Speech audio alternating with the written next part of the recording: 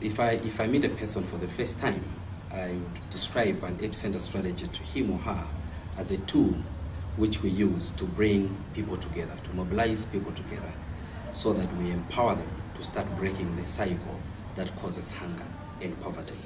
And this is what happens. When we go into a new area, we identify leadership in the area, and then we train that leadership. After that leadership has been trained, then the leadership helps to mobilize the rest of the community.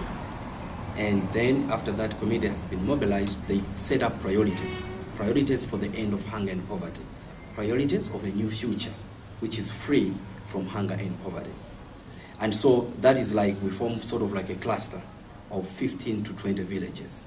Now at the imaginary central village, the community now mobilizes bricks to build an infrastructure. And this infrastructure is very important because that's the infrastructure now which helps them to access basic services like water, health, education, microfinance, and even to meet and discuss community development issues that they have in their area.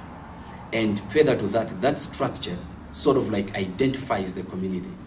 It's like one of the main major things they have created together as a community. So it creates that sense of community ownership, and it binds the community together. That's how I would describe an Epicenter strategy.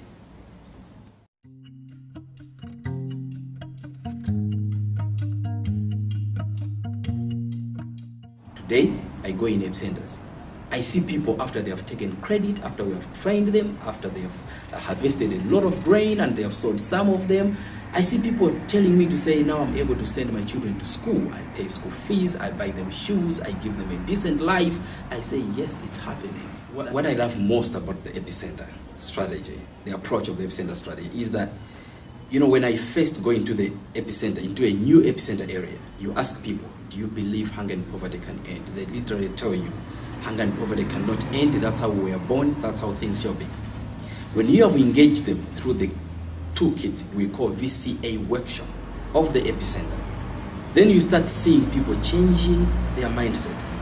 For the first time saying, yes, we can do something to end hunger and poverty. It's like owning their life again, to say, we can drive our life towards the destiny that we want. That to me is most unique.